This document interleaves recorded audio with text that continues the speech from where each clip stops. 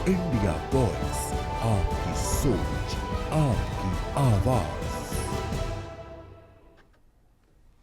नमस्कार, बहुत स्वागत है आपका और आप देख रहे हैं इंडिया वॉइस। मैं हूं आपके साथ आनंद विजय सिंह और उत्तराखंड की चर्चा हम करने जा रहे हैं। धामी की सरकार के 4 साल पूरा होने वाले हैं और इसी को लेकर अब सरकार की तरफ से अपनी उपलब्धियों का बखान भी किया जा रहा है, क्योंकि अगले साल विधानसभा का चुनाव होने वाला है और विपक्ष 4 सालों में उत्तराखंड के धामी सरकार के फेल्योर को गिना रही है, उनके कमियों को गिना रही है। आज इसी पर हम चर्चा करेंगे, क्योंकि उत्तराखंड में 23 मार्च 2026 को धामी सरकार अपने कार्यकाल के 4 साल पूरा करने जा रही है। अपने 4 साल के कार्यकाल में धामी सरकार ने जो उपलब्धियां हासिल की हैं, उस पर प्रदेश में 2 बड़े आयोजन होने जा रहे हैं। इसकी शुरुआत 7 मार्च को हरिद्वार से होगी, जहां केंद्रीय गृह मंत्री अमित शाह राज्य सरकार की उपलब्धियों पर मुख्यमंत्री पुष्कर सिंह धामी की पीठ थपथपाएंगे और 2027 विधानसभा चुनाव का शंखनाद भी करेंगे। जबकि 22 मार्च को श्रीनगर में एक और बड़ा आयोजन होना है और उसमें केंद्रीय रक्षा मंत्री राजनाथ सिंह शिरकत करेंगे। राज्य सरकार की उपलब्धियों पर आयोजित कार्यक्रम में वो शामिल होंगे। सरकार का सबसे बड़ा फैसला समान नागरिक संहिता कानून यानी यूसीसी है, जो कि प्रदेश में लागू किया जा रहा है। मुख्यमंत्री पुष्कर सिंह धामी ने अपने कार्यकाल में सख्त नकल विरोधी कानून जैसे फैसले भी लिए, जो प्रदेश के युवाओं के लिए उनके भविष्य की सुरक्षा की गारंटी बना है। मुख्यमंत्री पुष्कर सिंह धामी के कार्यकाल में उत्तराखंड की राजनीति और प्रशासन के लिए कठोर निर्णयों और नजीर पेश करने वाले कानूनों वाले कई फैसले हैं, जिन्होंने देश भर में सुर्खियां भी बटोरी हैं। सदन के सत्र को लेकर भी सवाल लगातार विपक्ष उठा रहा है। उपलब्धियों पर तो सवाल विपक्ष उठा ही रहा है, लेकिन सदन का जो सत्र है उस सत्र की अवधि को लेकर भी सवाल विपक्ष की तरफ से उठाए जा रहे हैं। छोटा सत्र और उस छोटे सत्र को लेकर कई सवाल कांग्रेस की तरफ से भी पूछे गए हैं। बीजेपी ने कांग्रेस पर तीखा पलटवार भी इस दौरान किया। बीजेपी के प्रदेश अध्यक्ष ने कहा कि पिछले 4 सालों में विधानसभा विपक्ष के लगातार हंगामे का मंच बनती रही है और ऐसे में अब आवाज दबाने या सत्र छोटा करने का आरोप लगाना सिर्फ बहानेबाजी है। उन्होंने कांग्रेस के विधायकों को नसीहत दी कि वे हंगामे की राजनीति छोड़कर जो सत्र होने वाला है उसमें जनहित से जुड़े मुद्दे उठाने की तैयारी करें। साथ ही चेतावनी भी दी कि अगर ऐसा नहीं हुआ तो 2027 की राजनीतिक परीक्षा में कांग्रेस को फिर से करारी हार और 0 नंबर मिलने से कोई नहीं रोक पाएगा और इसका विरोध कांग्रेस की तरफ से हुआ। जाहिर सी बात है, और बीजेपी के इस बयान के बाद कांग्रेस की तरफ से यह कहा गया कि बीजेपी केवल सपने देख रही है, वास्तविकता से दूर है। कांग्रेस मुक्त भारत का नारा देने वाली बीजेपी खुद कांग्रेस युक्त बीजेपी बनती जा रही है, ये कांग्रेस का कहना है। अब बजट सत्र भी शुरू होने वाला है और इस सत्र में जनहित से जुड़े मुद्दों पर कितनी चर्चा हो पाएगी, ये एक बड़ा सवाल है और इसी पर आज हम चर्चा करने जा रहे हैं। पहले सुन लेते हैं क्या कहना है सत्ता पक्ष और विपक्ष के नेताओं का। जनता पार्टी ने जो अभियान चलाया है, मैं उस अभियान के आधार पर कह सकता हूं कि कांग्रेस आज जिस स्थान पर है उससे भी नीचे जाएगी। हमने जहां अपने संगठन के स्वरूप को विस्तार दिया है, वही संगठन के कार्यकर्ता के प्रशिक्षण हम मंडल स्तर करने के बाद हम उस कार्यकर्ता को पूरी तरह बूथ प्रबंधन के सारे गुण सिखाने वाले हैं। इसके साथ साथ हमने प्रत्येक विधानसभा में 3000 बूथ के दूसरे दलों के लोगों को जोड़ने का हमने लक्ष्य दिया है। भारतीय जनता पार्टी इस तरीके की जो बातें होती ना बड़ी हास्यास्पद होती हैं। आप शुरू से कहते आ रहे हैं कांग्रेस मुक्त भारत, कांग्रेस मुक्त भारत, और कांग्रेस मुक्त भारत करते करते आप कांग्रेस युक्त भारतीय जनता पार्टी कर बैठे हैं। आज बता दें भारतीय जनता पार्टी के प्रदेश अध्यक्ष की उनकी जो कैबिनेट है उसमें कितने उनके खुद के कैडर के मंत्री हैं। सारे तो आपने कांग्रेस पार्टी से ले लिए। कैडर हम बनाते हैं, नेता हम बनाते हैं, आप उन्हें दबाव में लेकर के बहला फुसला करके किसी को ईडी, किसी को सीबीआई, किसी को कुछ डर दिखा के अपनी पार्टी में लेने का कार्य कर। देखिए, मैं ये कहूंगी कि अध्यक्ष जी का ये कहना सही है कि कांग्रेस का जो भी प्रोपेगेंडा होता है या जो भी मुद्दा है, या मैं कहूंगी कि जो मुद्दे, जिन मुद्दों पे उनको जाना चाहिए, उन पर धरातल पे वो होते नहीं है मुद्दे। वो जैसे ताश के पत्तों की तरह वो खड़ा करते हैं उस बिल्डिंग को, और वो एक ही पत्ता निकाल के वो पूरी बिल्डिंग ढेर हो जाती है। उनका तात्पर्य यही है। और बात सही है कि कांग्रेस की जितनी चीजें हैं, जो भी वो तैयारी करते हैं, वो झूठे नैरेटिव्स पे तैयार करते हैं। जैसे ही उस झूठ का पर्दाफाश होता है, वो सारा नैरेटिव, वो सारा प्रोपेगेंडा जो वो फैलाते हैं समाज में, वो धराशायी हो जाता है। तो आज हम चर्चा इसी पर करने जा रहे हैं। हमारे खास मेहमान हमारे साथ जुड़ रहे हैं। हमारे साथ नीरज कोहली जी, वरिष्ठ पत्रकार, इस वक्त हमारे साथ जुड़े हुए हैं, और भारतीय जनता पार्टी के प्रदेश प्रवक्ता मथुरा दत्त जोशी जी हमारे साथ इस चर्चा में जुड़े हुए हैं। मथुरा दत्त जोशी जी से ही चर्चा की शुरुआत करते हैं। किस तरह की तैयारी है जोशी जी?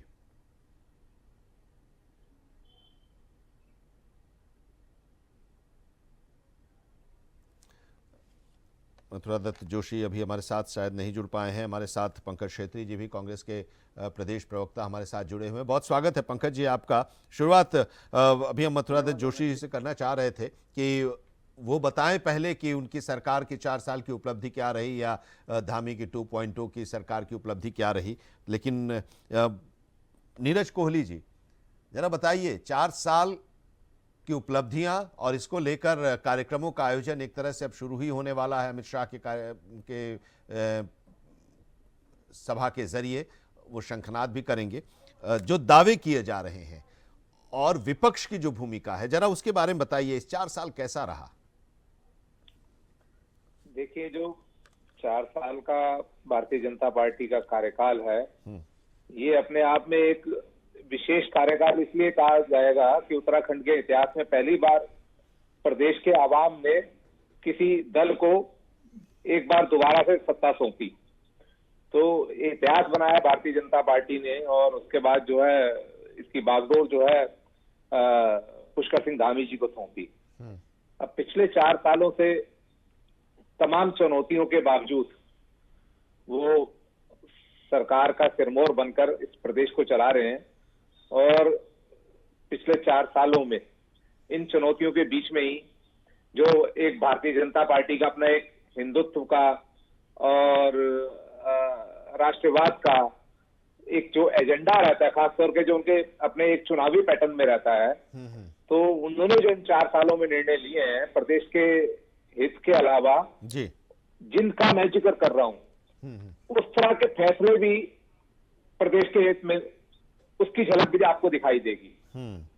बाकी इन 4 सालों में जनता ने कितना खोया है, कितना पाया, जनता कितना इस बात को समझती है, इसका तो रिजल्ट जो है 27 में मालूम चलेगा जी, हाँ। कि जनता ने उसको किस तरीके से लिया। सरकार लगातार 4 साल तक विपक्ष पर, सत्तारूढ़ दल पर हमलावर रहा, चाहे वो लोकल बॉडीज के चुनाव हो, चाहे वो उपचुनाव हो, चाहे वो लोकसभा के चुनाव हो, इन बिटवीन जितने भी चुनाव आए, जी जी, विपक्ष ने सत्तारूढ़ दल पर हमला बोला और उनकी कमियों को, खामियों को लेकर सड़क से लेकर सदन ठीक तक है, पूरा। ठीक है। अब बजट सत्र भी शुरू होने वाला है, और इस बजट सत्र से पहले भी बजट सत्र को लेकर भी विपक्ष की तरफ से कई सवाल उठाए जा रहे थे। अब 4 साल की उपलब्धियां सरकार गिना रही है। पंकज क्षेत्री जी, क्या आप किस नजरिए से इस 4 साल को देख रहे हैं, और सदन के सत्र जब चलते हैं तो क्या उन सत्रों के दौरान विपक्ष अपनी भूमिका में होता है और सरकार से उन समस्याओं का या उसकी नीतियों के बारे में सवाल कर पाता है? देखिए आनंद जी, सबसे पहले तो मैं आपको कहना चाहूंगा कि 4 साल की बात नहीं, ये 9 साल की बात होनी चाहिए कि 9 साल में भारतीय जनता पार्टी ने बीजेपी को क्या दिया, उत्तराखंड को क्या दिया, प्रदेश को क्या दिया, प्रदेश के विकास में कितनी भागीदारी करी। तो मैं आपको बताना चाहता हूं, अगर आप आकलन करेंगे और जनता से पूछेंगे जी, तो इन्होंने अपने पार्टी संगठन खड़ा करने के अलावा, अपने नेताओं को करोड़पति अरबपति बनाने के अलावा कुछ नहीं किया। 0 नंबर दे दी जनता इनको। क्योंकि आप देखेंगे जो पिछला कार्यकाल था, जब बदल के त्रिवेंद्र रावत जी को, पुष्कर सिंह धामी जी को लेकर आई थी बीजेपी, तो बड़ा उन्होंने दावा किया था कि अब हम उत्तराखंड को नए सिरे से बदलने चाह रहे हैं, पुरानी बुराइयों को समाप्त कर रहे हैं, और हमारे पूरा जो सिस्टम बना हुआ था, एक भ्रष्टाचार के भी आरोप लग रहे थे, तो उन सब पर विराम लगाया था। परंतु जनता ने इनको ही हरा दिया, इनको फेल साबित करा दिया। खटीमा की जनता ने इनको हरा के भेजा, बावजूद इसके इनको जबरन हम पर थोपा गया और मुख्यमंत्री बनाया गया। उसके बाद से आप देखिए, पिछले 9 साल में एक भी बजट सत्र हो, चाहे कोई सा भी विधानसभा में सत्र हो, आप देखेंगे कभी सोमवार नहीं आया है, क्योंकि सोमवार को मुख्यमंत्री को जवाब देना होता है। और पुष्कर सिंह धामी जी के कार्यकाल में तो आप इतनी शर्मनाक स्थिति हो गई है कि 23 से ज्यादा विभाग लेकर मुख्यमंत्री बैठे हैं, और अपने विभागों के जो इतने महत्वपूर्ण विभाग हैं, 23 के 23 विभाग, उसमें इनको जवाब न देना पड़े, उसके लिए ये सोमवार का दिन रखते ही नहीं है। केवल माहौल बनाने के लिए, केवल अपनी राजनीति साधने के लिए, सांप्रदायिकता फैलाने के लिए पूरा माहौल बनाया जाता है। उसके अलावा कोई भी काम धरातल पे आपको देखने को नहीं मिलेगा। लॉ एंड ऑर्डर ध्वस्त है। आप देखेंगे किसान आत्महत्या कर रहे हैं, बेरोजगार सड़कों पर घूम रहे हैं, खुलेआम गुंडागर्दी चल रही है, गोलियां चल रही है कैपिटल में, राजधानी में। नस्लवादी हिंसा में एक बच्चे की हत्या हो जाती है, पूरे देश में हमारी बदनामी होती है प्रदेश की। अंकिता के वीआईपी को बचाया जाता है, और आप देखेंगे किस प्रकार से एक झारखंड का हिस्ट्री सीटर जो है चुपकर यहां पर रह रहा था और खुलेआम काशीपुर में धंधा कर रहा था, देहरादून में रहता था। तो पूरा आप स्थिति समझिए। खनन पे दुनिया भर के आरोप लग रहे हैं। ठीक है। आप देखिए शराब में बुरी स्थिति सरकार लिप्त है। पहाड़ों में अस्पतालों की स्थिति देखिए, रेफर सेंटर बने हुए हैं, आईटीआई बंद हो रहे हैं, सरकारी स्कूल बंद हो रहे हैं। हाँ। तो बहुत बुरी स्थिति है। अभी इसमें भाजपा चाहे अपना ढोल, अपनी डुगडुगी बजाती रहे, अपने अपने चाटुकारों से अपनी तारीफ करवाते रहे, परंतु 0 नंबर इस प्रदेश की जनता देती है इस दोनों कार्यकाल के भाजपा को। एक कार्यकाल का तो रिजल्ट, एक कार्यकाल का तो जनता ने रिजल्ट दिया, तभी तो दूसरा कार्यकाल में वो आए। इसीलिए हम इस दूसरे कार्यकाल की बात कर रहे थे, क्योंकि पहले कार्यकाल पर तो मुहर जनता ने लगा ही दी थी। आप आनंद जी, आपको भी पता है कि किस प्रकार से ध्रुवीकरण हुआ है, किस प्रकार से इन्होंने माहौल बनाया है उस समय। ठीक है। मथुरा दत्त जोशी कोशिश कर रही है। हाँ, मथुरा दत्त जोशी जी भी हमारे साथ जुड़ गए हैं, बीजेपी के प्रदेश प्रवक्ता और वरिष्ठ नेता हमारे साथ। बहुत स्वागत है जोशी जी आपका। हम चर्चा कर रहे हैं आप लोगों की सरकार के कार्यकाल का, उसकी उपलब्धियों का। आप तो उपलब्धियां गिना रहे हैं, लेकिन उन उपलब्धियों को खारिज किया जा रहा है विपक्ष के द्वारा। हम आपसे ये जरूर जानेंगे, लेकिन नीरज कोहली जी हमारे साथ जुड़े हुए हैं, और नीरज कोहली जी ने चर्चा की शुरुआत में ही कहा कि कुछ चीजें हैं जो कि नई रही इस बार। पहली बार कोई सरकार दोबारा चुनाव जीत कर आई और फिर वो सत्ता में आई और वो अपना 5 साल का टेन्योर पूरा करने जा रही है। कई फैसले भी लिए गए। पंकज शेट्टी जी कह रहे हैं कि 0 नंबर हम देंगे, या जनता दे रही है। नीरज जी। मेरे से सवाल? जी सर। हाँ, नहीं देखिए, विपक्ष तो हमेशा जो भी दल रहता है वो आरोप लगाता है ये सरकार पे। हाँ। और सरकार को जगाने के लिए विपक्ष का एक काम भी है। हाँ। उसका धर्म भी है कि सरकार की कमियों को, सर की खामियों को, और जनता जिन सरकार के जिन फैसलों से अगर त्रस्त है उनको उठाना, वो एक अपनी जगह पे है। सदन के अंदर उस भूमिका में विपक्ष दिखाई देता है क्या सर? नहीं, देखें, सबसे बड़ा सवाल आनंद जी ये है, मैंने ये इन 4 सालों के कार्यकाल की बात हो रही थी कि पिछले टर्नओवर की तो आपने जिक्र कर दिया कि सड़क से लेके सदन तक पिछले टर्नओवर में भी विपक्ष ने काफी संघर्ष किया, जनता के मुद्दों को उठाया, लेकिन फैसला विश्वास और भरोसा वो प्रदेश की जनता ने भारतीय जनता पार्टी में जताया, है ना। दूसरे कार्यकाल के भी 4 साल हो गया। इन 4 सालों में विपक्ष लगातार जनता की आवाज को उठा रहा है। समय समय पर जो भी मुद्दे प्रदेश में रहते हैं, चाहे वो कानून व्यवस्था का हो या अन्य मुद्दे हो जो अहम भी संवेदनशील मुद्दे रहे हो, अंकिता भंडारी हत्याकांड हो और तमाम तरह की चीजें हो, विपक्ष ने पुरजोर से उठाया इन सब चीजों को। लेकिन हमने ये देखा, मैंने शुरू में जिक्र करा, इन 4 सालों में जितने भी चुनाव हुए प्रदेश के अंदर, सब चुनाव में प्रदेश के आवाम ने इसके बावजूद भारतीय जनता पार्टी पे मोहर लगाई। ठीक है, एक भी मतलब ऐसा कोई इलेक्शन नहीं है जो ये कह सकते हो कि विपक्ष के पक्ष में गया हो। अब तो सवाल इसका ये है ना, तो कहीं ना कहीं आपकी रणनीति में खोट है, या आप लोगों की, जनता के, प्रदेश के आवाम के दिल में आप अपनी जगह नहीं बना पा रहे। बिल्कुल, अब इसके आप पीछे अपना की वजह स्थान नहीं क्या बना है ये पा रहे। पंकज जी से हम जानेंगे, लेकिन मथुरा जी से एक बार फिर से संपर्क स्थापित करने की कोशिश कर रहे हैं। मथुरा जी, अगर आप हमारी आवाज सुन पा रहे हैं तो जरा बताइए, आप लोग अपनी उपलब्धियों के बारे में बता रहे हैं, बखान कर रहे हैं। 9 साल धामी जी और भारतीय जनता पार्टी के नेतृत्व की सरकार, लेकिन विपक्ष आपको 0 अंक दे रहा है। कह रहा है हर मोर्चे पर तो आप फेल रहे हैं, आप सदन में चर्चा नहीं करा पा रहे हैं, छोटा सत्र रख रहे हैं, मुख्यमंत्री सोमवार को रहते नहीं ताकि वो जवाब दे सकें। देखिए, विपक्ष का काम है लोकतंत्र में अपनी बात रखना। उनको संविधान ने अधिकार दिया है, वो अपनी बात रखेंगे। लेकिन जो इस 9 साल में काम हुए हैं वो अभूतपूर्व काम हुए हैं, और प्रदेश में विकास का पहिया तेजी से दौड़ रहा है।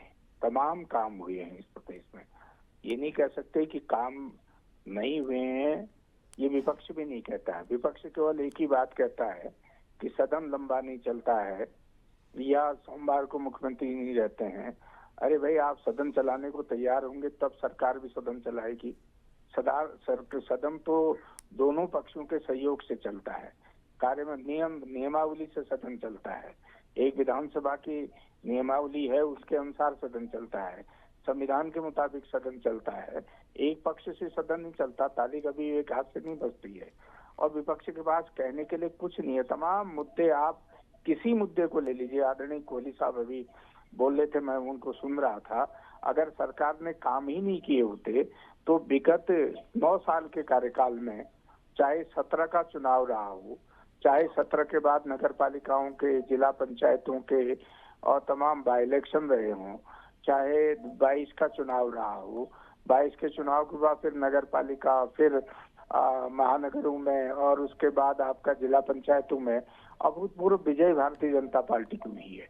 भारतीय जनता पार्टी के समर्थन में जनता ने मतदान किया है, नहीं तो इनको मौका क्यों नहीं दिया जनता ने? बार बार इनको रिजेक्ट क्यों किया जा रहा है? ये एक बड़ी बात है, ये सोचने की बात है। जी देखिए, बेरोजगारी के मामले में सरकार ने बहुत काम किया, प्रत्यक्ष और अप्रत्यक्ष तौर पर रोजगार देने का काम किया। 30,000 इस प्रदेश के नौजवानों को प्रत्यक्ष रूप से 2022 से आज तक 4 साल के अंतराल में सरकारी नौकरियों में रोजगार देने का काम किया। अप्रत्यक्ष रूप से लाखों नौजवान, बेरोजगार नौजवानों को रोजगार देने का काम सरकार ने किया है। महिला सशक्तिकरण की दिशा में लखपति दीदी बनाने का काम इस प्रदेश की धामी जी की के नेतृत्व में यहाँ पर हुआ है, और महिलाओं को आगे बढ़ाने का काम किया है। और सरकार ने चाहे खनन के मामले में हो, पारदर्शिता बरतने का काम किया। भारत सरकार ने भी 200 करोड़ रुपए इनाम के तौर पर प्रदेश की सरकार को देने का काम किया है। और उसके बाद इस प्रदेश में, ये राष्ट्र में पहला प्रदेश है जो भारतीय जनता पार्टी का कोर एजेंडा था, हम यूसीसी लागू करेंगे, उसमें सफलता हासिल करने का काम आदरणीय धामी जी के नेतृत्व में इस प्रदेश की सरकार ने हासिल किया है। और भी कई ऐसे अभूतपूर्व उपलब्धियां हैं। देखिए, जमरानी जैसा बांध जो 1970 से प्रतीक्षा कर रहा था बनने की, उसमें काम शुरू हुआ है। आप देखिए, केदारनाथ के लिए वो सारी चीजें हैं, वो सब कुछ नहीं, है। कुछ चीजें ये जो विपक्ष कहता नहीं हुआ, नहीं मैं मोटे मोटे आपको केवल नहीं, मैं विपक्ष 10 ही उपलब्धियां गिनवा विपक्ष रहा हूं। कानून 9 व्यवस्था पर भी सवाल 9 उठा रहा है सर। नहीं, कानून व्यवस्था भी मैं बता रहा हूँ, कानून व्यवस्था में भी आप ये बता दीजिए कहीं ऐसी घटना हुई हो जिसमें आप ये कहें कि एक गैंगवार हुई हो, मास आप समझिए कि हत्याएं हुई हों, एक भाई जो जितने भी अपराध हो रहे हैं वो कहीं न कहीं किसी न किसी रूप से किसी न किसी उसमें जुड़े हुए हैं, चाहे वो प्रेम प्रसंग का मामला हो, चाहे वो संपत्ति का मामला हो, चाहे वो आपसी रंजिश का मामला रहा हो। लेकिन ये नहीं कह सकते कि कानून व्यवस्था में खुलेआम ना आप ये समझे कि निरपराध लोगों को कहीं पर हत्याएं हो गई हों, एक मास लेवल में हत्याएं कर दी गई हों, लूट और उसकी वारदातें यहाँ पर हुई हों। पंकज जी, ये बातें नहीं कह सकते। मैं एक एक करके आपको बता दूं, अंकिता भंडारी हत्याकांड में भी जो आरोप ये हम पर लगाते हैं उसको भी अगर इन्होंने सीबीआई की जांच की मांग की तो माननीय मुख्यमंत्री जी ने तत्काल सीबीआई की जांच की मांग को स्वीकार करते हुए सीबीआई को रेफर करने का काम किया है। तो जहां पर भी कोई बात हुई है विपक्ष तो देखिए, मैंने कहा ना लोकतंत्र है और कहना चाहिए, बोलना चाहिए विपक्ष को। ठीक है, हम उनकी बात का स्वागत हाँ, वो कुछ कहना चाह रहे थे। आरोपों को हम एक सुझाव के रूप में भी लेंगे। हाँ, पंकज जी कुछ कहना चाह रहे हैं। पंकज छेत्री भी हमारे साथ जुड़े हुए हैं, प्रदेश प्रवक्ता कांग्रेस के। जी पंकज जी। आनंद जी, मैं आदरणीय बड़े भाई और भारतीय जनता पार्टी के प्रवक्ता मथुरादत्त जोशी जी से विनम्र निवेदन करता हूं कि मेरी 2 बात का जवाब देने का कष्ट करें। पहली कि किस प्रकार से हरिद्वार में एक अपराधी को जेल से स्थानांतरित करते वक्त पुलिस अभिरक्षा में गोली मार दी जाती है, उसका जिम्मेदार कौन है? और उसकी बहन आरोप लगाती है 750 करोड़ रुपए का मामला था जो पुलिस ने गबन करने का काम किया है, जिस कारण उसकी हत्या करी जाती है। दूसरी बात, एफआईआर जो अंकिता भंडारी मामले में बीजेपी से ले रही है कि हमने सीबीआई इंक्वायरी कराई, वो एफआईआर अनिल प्रकाश जोशी जी से क्यों कराई गई प्लांटेड तरीके से, जबकि उससे एक दिन पहले ही अंकिता के माता पिता ने लिखित तहरीर दी थी, लिखित शिकायत पत्र दिया था मुख्यमंत्री जी को, उसको आधार क्यों नहीं बनाया गया? मैं पूछना चाहता हूं उसका क्या हुआ? सुखवंत सिंह ने जो आत्महत्या करी थी और एक एसएसपी पे आरोप लगाया था, क्या हुआ? ठीक है, सरेआम देहरादून में आप किस प्रकार से हत्या हो जाती है, एक गैंगस्टर छुप के रह रहा होता है यहाँ पर, वो उसको क्रशर का कुल मिलाकर कानून और व्यवस्था। जल्दी से एक जवाब ले लेते हैं मथुरादत्त जोशी जी से। देखिए मेरे भाई पंकज छत्री जी विद्वान अधिवक्ता भी हैं, एक वकील भी हैं, उसके साथ साथ वो एक पार्टी के प्रवक्ता के रूप में भी हमारे बीच में है। लेकिन उन्होंने जो बात उठाई है, चाहे हरिद्वार की हत्या की बात है, तत्काल अपराधियों को जेल की सलाखों के अंदर डालने का काम किया, जिन्होंने एक खूंखार अपराधी की हत्या करने के बाद भी हमने उन अपराधियों को नहीं छोड़ा। ठीक है, उत्तर प्रदेश में तमाम मुकदमे चल रहे थे, मैंने कहा ना गैंगवार नहीं थी, किसी एक तरफा आम आदमी को नहीं भूना जा रहा था, वहां पर एक अपराधियों ने ही अपराधी की हत्या की, ये कोई गैंगवार किसी की नहीं थी, क्योंकि आपसी रंजिश थी, रंजिश के चलते हत्या हुई। तो हत्या के बाद उन अपराधियों को भी जेल के सीटों के अंदर। अब एक सवाल जो भी अभी नीरज कोहली जी बोल रहे थे, पंकज जी अब एक सवाल जो नीरज कोहली जी कह रहे थे कि तब आप लोग सड़क से लेकर सदन तक लगातार आप सरकार की कमियों को गिनाते रहे हैं, एक्टिव रहे हैं, प्रदर्शन करते रहे हैं, विरोध जताते रहे हैं, लेकिन उसके बावजूद जनता आप लोगों पर भरोसा अभी तक दिखा नहीं पा रही है। उसके पीछे की वजह क्या आप लोगों को लगता है? देखिए, जनता भरोसा करती है, इसीलिए हम सख्त रूप से विपक्ष में बैठे हैं, और जनता इस बार बहुत ज्यादा भरोसा करने जा रही है, क्योंकि बीजेपी की सांप्रदायिकता की चाल नहीं चलेगी। बीजेपी का जो प्रोपेगेंडा है, किस प्रकार से आप देखेंगे 2022 में इन्होंने हाय तौबा मचा के रखी 1 महीने कि कांग्रेस आ जाएगी तो न जाने क्या हो जाएगा यहाँ पर, और किस प्रकार से सांप्रदायिकता फैलाने के लिए व्हाट्सएप से मैसेज से लेके पूर्व मुख्यमंत्री हरीश रावत जी के मीम तक बनाए गए, और किस प्रकार से हिंदू मुस्लिम करने का कोई कसर नहीं छोड़ी। और इस बार भी बीजेपी ये करना चाहती है, परंतु जनता समझ गई है, ठीक है, जनता जान गई है, और इस बार जनता बीजेपी को सबक सिखाएगी। इनके झूठे सांप्रदायिकता के झांसे में एक जल्दी जनता से नहीं आखिरी आएगी। कमेंट इस चर्चा में सर, कोहली साहब, कि अभी बजट सत्र शुरू होने वाला है, इस सत्र में आप क्या देखेंगे, क्या देख पाएंगे हम लोग, वहां पर क्या चर्चा हो पाएगी, विपक्ष की क्या भूमिका रहेगी, सरकार की क्या भूमिका रहेगी, कुछ निकल पाएगा क्या इस सत्र से? आनंद जी देखो, मुझे जिस तरह से मैं अभी इससे पहले भी एक डिबेट में था, दिन में भी एक डिबेट में था, बजट सत्र की डिबेट थी, जो मंशा विपक्ष की लग रही है, ज्यादा सरकार का एटीट्यूड लग रहा है, तो मुझे तो नहीं लगता कि बहुत ज्यादा पॉजिटिव ये सत्र चलेगा, क्योंकि सत्र के शुरू होने से पहले ही सियासत शुरू हो गई है उसकी अवधि को लेकर, है ना। और हमने अक्सर देखा है 2014 से लेकर 2026 तक ये 12 साल का ट्रैक रिकॉर्ड अभी गैरसैंण का हम लोगों ने निकाला था। सिर्फ एक बार ऐसा समय आया जब 6 दिन का सत्र चला है, वहां पर आउट हुआ था। उसके अलावा 2 दिन, 3 दिन, 4 दिन, 5, इससे ज्यादा सत्र चला ही नहीं। और मेरा सीधा सा मानना यह है कि सत्र को चलाने की जिम्मेदारी सत्ता पक्ष और विपक्ष दोनों के ऊपर होती है। दोनों को बेहतर तरीके से कोऑर्डिनेट करके सत्र को चलाना चाहिए, क्योंकि ये विधानसभा का सत्र सत्ता पक्ष और विपक्ष दोनों के विधायकों के लिए बड़ा अहम होता है। जो बात आप सड़क पर या सार्वजनिक रूप से बैठे अगर सरकार पर सवाल करते हो उसका जवाब नहीं मिलता, लेकिन एक हाउस एक ऐसी जगह होती है जहां आप सरकार को मजबूर कर देते हो अपनी बात का जवाब लेने के लिए। लेकिन हमने देखा कि आरोप प्रत्यारोप में ही ये सब चीजें खत्म हो जाती हैं। तो बहुत ज्यादा मुझे उम्मीद नहीं है। सरकार को अपना बिजनेस पारित करवाना है, बजट अप्रूव कराना है, कुछ विधायक जो है वो रखे जाएंगे पटल पे, उनको कानून का रूप देना है। सरकार अपना काम काज करवाएगी। विपक्ष साथ में अगर सदन में उपस्थित होता है तब भी ठीक है, नहीं उपस्थित होता तो गैर हाजिरी में भी सरकार अपना काम करवा के अपना वापस गैरसैंण से देहरादून लौट आएगी। बहुत शुक्रिया सर, हमारे साथ जुड़ने के लिए। मथुरा जोशी जी आपका शुक्रिया, पंकज क्षेत्री जी और नीरज कोहली जी आपका बहुत बहुत धन्यवाद। आज की इस चर्चा में इतना ही, लेकिन देश और दुनिया की खबरों के लिए आप जुड़े रहिए इंडिया वॉइस के साथ।